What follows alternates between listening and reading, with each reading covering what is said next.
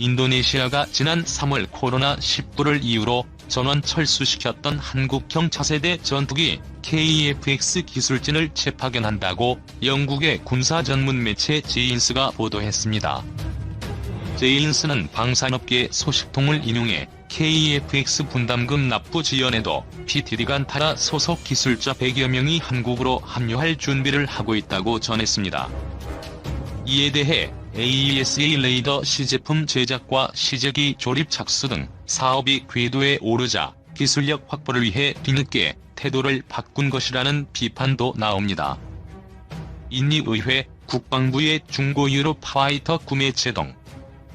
인도네시아 의회가 인도네시아 정부가 한국과의 4세대 전투기 개발 대신 추진하는 중고 유럽 파이터 타이푼 전투기 구매에 제동을 걸었다.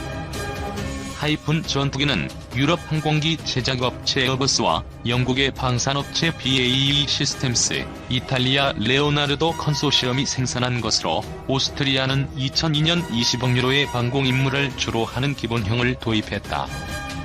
길이 15.96m, 너비 10.95m, 높이 5.28m의 자체 중량 11톤, 최대 이륙重량 23.5톤이다. 최고 속도는 마하 2이다.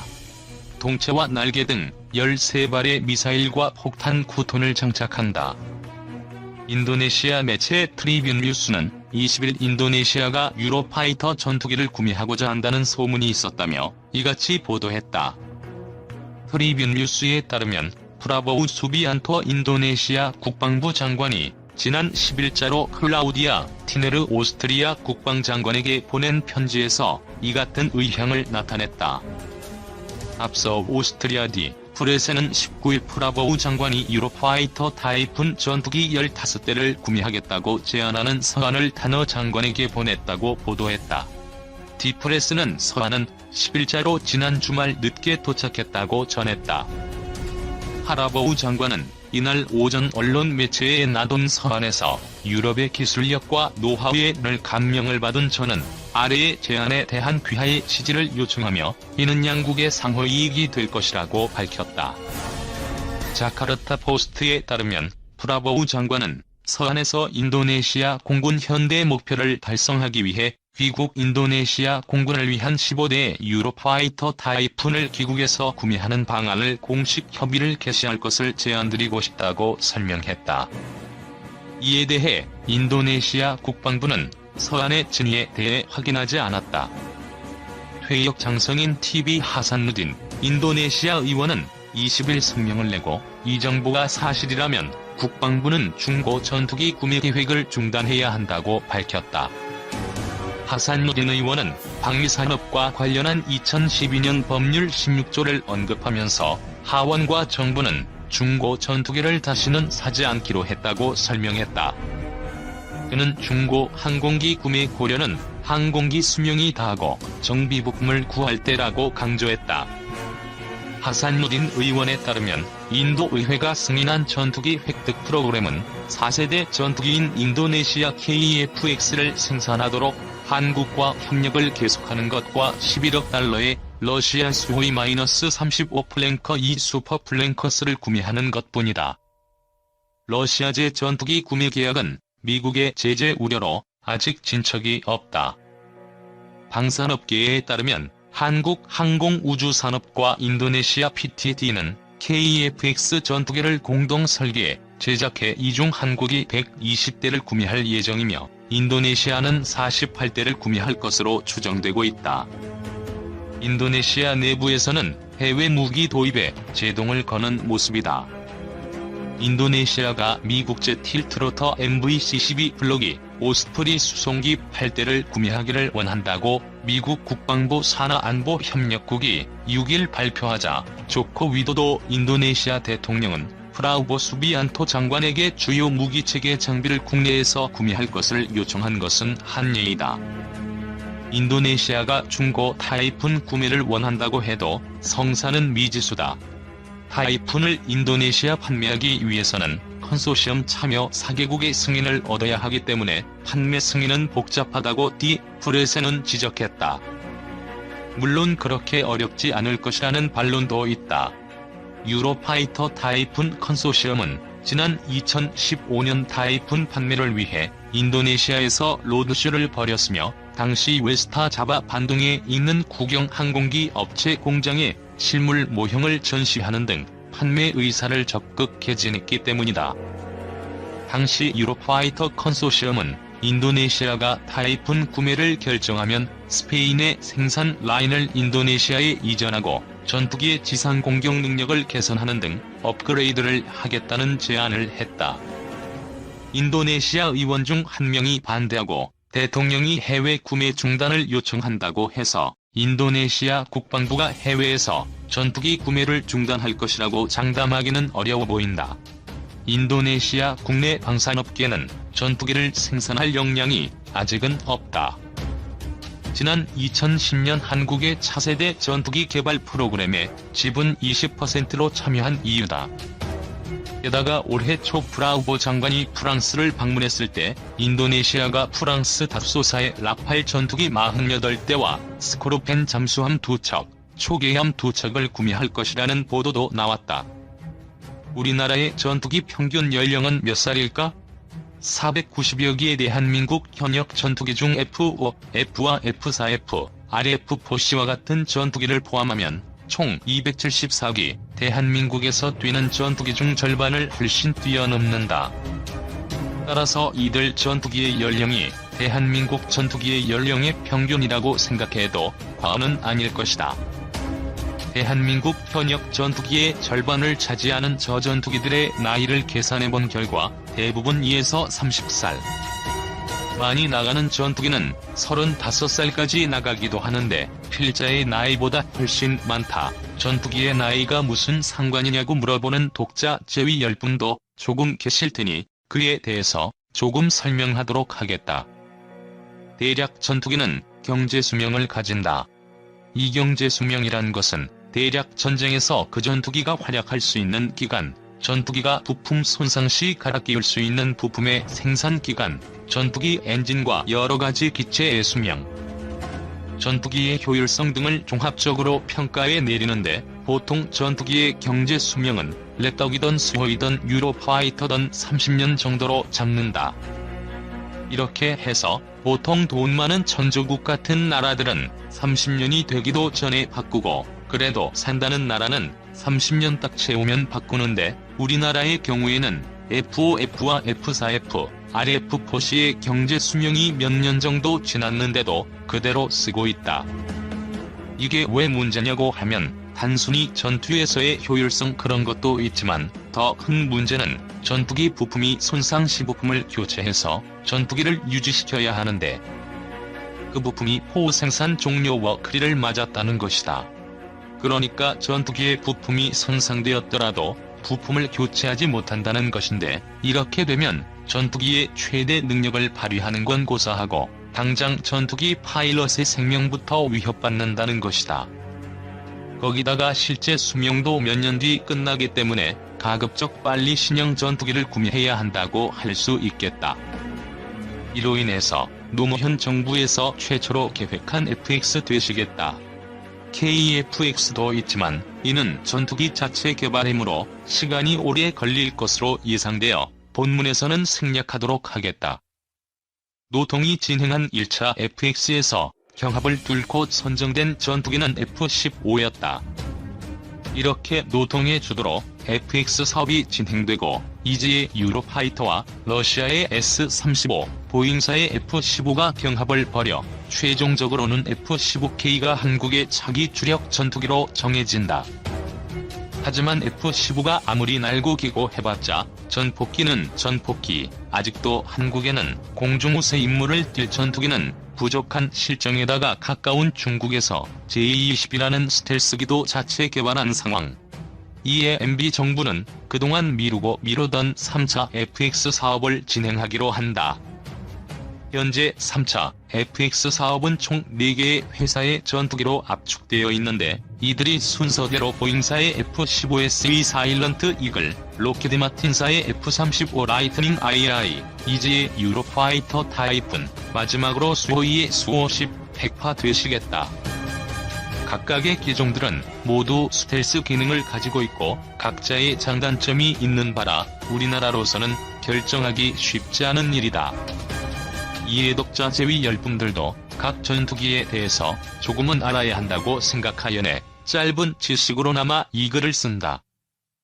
혹시나 본인의 글 중 틀린 구절이 있으면 주저 말고 지적해주길 바란다. 감수 후 바로 수정 들어가겠다. 1. 수 T50 백파. 무장은 스텔스 기능 유지 시의 무장입니다. 외부 무장은 생각하지 않습니다. 필자도 이거 들었을 때는 필자가 잘못 들은 줄 알았다. 수호이 T50이라면 미국의 랩덕을 상대하기 위해서 만들어진 전투기가 아닌가. 위의 스펙에 따르자면 현재 FX 사업 기체 중 최강인 듯. 일단 길이는 22m 혹은 14.2m로 랩터보다 좀 더 큰 편이고 최대 항속거리는 4에서 5,500km, 레이더는 400km 이내 3m 크기의 물체를 식별할 수 있으므로 적에게 상대적으로 우위를 점할 수 있다. 또한 대략 T라는 명칭을 보았을 때 삼각날개 항공기라고 생각된다. 무장도 공중우세 전투기로서는 좋은 편. AA 미사일 8정의 40mm 발칸포 이문으로 도급 파이팅 시에도 우세를 점할 수 있을 것으로 사료되며 이 전투기의 모태가 된 수사 17은 전진입과 카나드를 보유한 특이한 기체이고 민첩성이 뛰어나며 에어쇼에서 날렵한 공중기동을 선보인 것으로 유명하다. 수직미익이 통째로 움직이며 러시아답지 않게 항전장비 등에도 공을 들인 게 특징이다. 또한 슈퍼크루즈가 가능하다는 게 무시무시하다. 하지만 항속거리가 크다고 해서 무조건 좋은 전투기는 아니며 또한 러시아제 전투기의 레이더 성능이 미제에 비해서 떨어진다는 점을 감안해 볼 때 이 전투기가 무조건 좋다고 말할 수는 없을 것이다.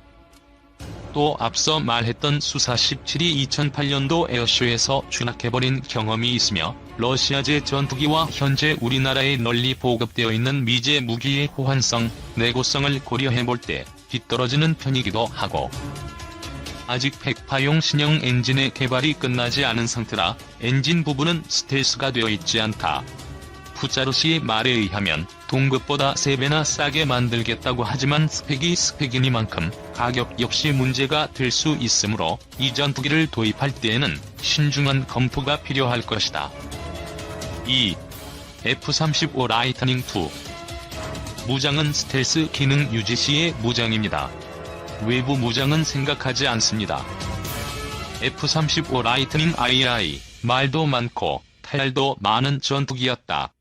월간 조선의 김병기 기자가 날아다니는 깡통인 F-35 0.5 블록을 우리 공군이 도입한다고 루머를 퍼뜨려 안 그래도 부정적인 이미지를 가지고 있는 F-35의 이미지에 더 좋지 않은 인상을 심어줬으며 자칫 항속거리나 최대 속도가 다른 모델들에 비해 딸려서 사람들한테 까임받는 기종 중 하나.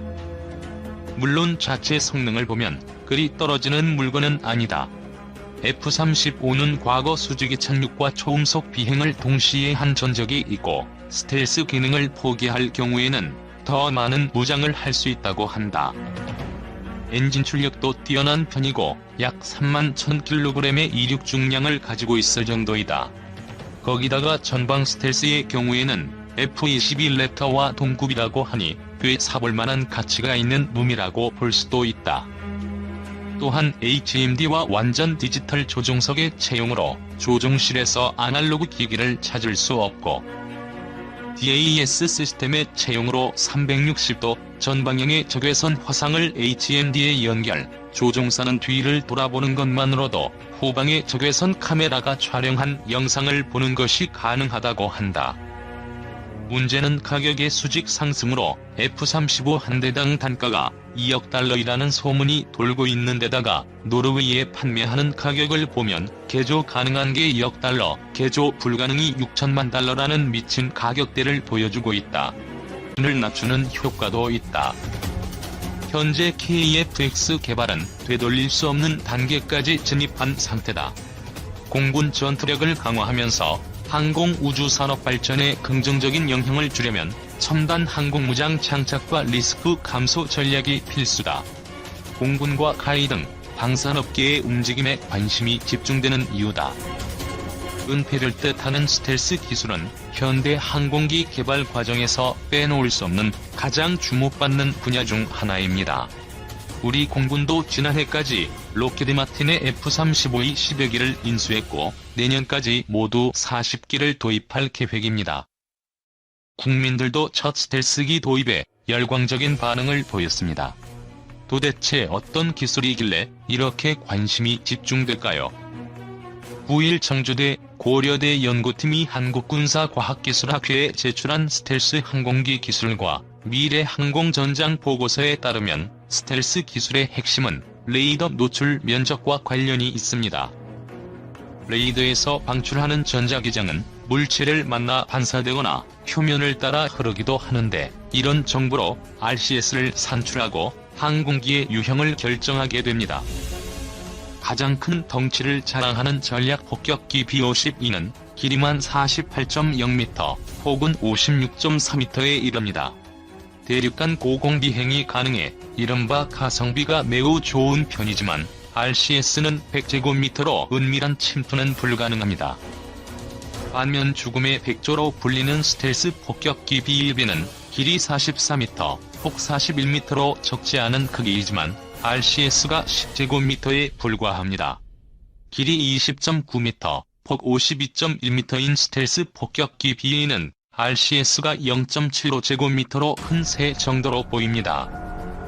심지어 스텔스 전투기인 F-35A와 F-22는 RCS가 각각 0.001제곱미터, 0.0001제곱미터로 골프공처럼 보인다고 합니다. 북한의 주력기인 미그-21과 미그-29의 RCS가 각각 4.0제곱미터, 3.0제곱미터라고 하니 차이가 얼마나 큰지 실감할 수 있습니다. 조종실 창문도 스텔스 기술 적용. 여러분도 잘 아시다시피 RCS를 줄이는 가장 기본적인 방법은 항공기의 레이더파 반사 면적을 줄이는 것입니다. 특히 평평한 동체 옆면과 높은 수직꼬리 날개는 RCS를 크게 높입니다. 따라서 가급적 동체에 굴곡을 주고 수직꼬리 날개는 살짝 눕히는 방식으로 변화시킵니다. 날개 두께를 최대한 얇게 만들고 레이더파가 날개 뒤로 흘러 퍼지는 면적을 줄이기 위해 후퇴각을 크게 하는 것도 필수입니다. 이런 형태는 공기역학적인 측면에서도 도움이 됩니다. 한국형 차세대 전투기에도 적용된 기술입니다. 전투기의 공기흡입구도 의외로 RCS를 크게 높이는 기능을 합니다. 레이더파는 공기흡입구 안으로 침투한 뒤 내부의 회전 날개에 반응합니다. 그래서 F-117과 B-2는 공기흡입구를 기체 위쪽에 만들었는데 비행 성능이 떨어지는 문제가 생겼습니다. F-22는 문제를 해결하기 위해 공기흡입 통로를 곡선화한 S자 공기흡입구를 적용했습니다. F-35에도 적용된 스텔스 설계의 가장 핵심적인 부분입니다. 여러분이 잘 모르는 또 다른 의외의 공간은 조종실 창문입니다. 레이더파 에너지는 조종실 창문을 통해 실내로 들어와 내부 장치들에 반사돼 다시 대기 중으로 확산될 수 있습니다. 이를 차단하기 위해 전도성 금속체를 조종실 창문에 얇게 바르는 방식이 도입됐습니다. 다른 핵심 기술은 레이더파 흡수 재료입니다. F-22와 F-35는 특수 도료와 흑연이 가미된 무회전 복합 소재로 레이더파를 흡수하는 기능을 갖췄습니다. 뿐만 아니라 스텔스 표면을 여러 겹으로 설계해 일부 표면이 파손돼도 스텔스 기능이 유지되도록 하는 기능이 있습니다. 최근에 개발된 섬유강화 고분자 복합 재료는 전자파 흡수뿐만 아니라 하중을 지지 기능도 있어 장점이 많다고 합니다. 적외선 감지 미사일을 피하는 법. 스텔스 기능은 단순히 레이더파 반사에만 국한되진 않습니다. 각종 공대공, 지대공 미사일의 적외선 감지 장치는 엔진 배기가스와 장비의 열뿐만 아니라 초음속 비행 시 동체에서 발생하는 열까지 잡아냅니다. 심지어 항공기 표면에서 반사되는 태양열도 감지할 정도로 정밀합니다. F-22는 지상에서 배기가스 열을 감지하지 못하도록 동체 위쪽으로 가스를 배출합니다. 또 배기구 모양을 사각형으로 만들고 배기가스가 주변으로 빠르게 흩어지도록 해 더 빠르게 냉각하는 기술을 적용했습니다. 또 프레덴드 휘트니사의 F119PW100 엔진은 최대 마하이 이상의 강력한 추력을 갖고 있으면서도 연기를 거의 발생시키지 않는다고 합니다.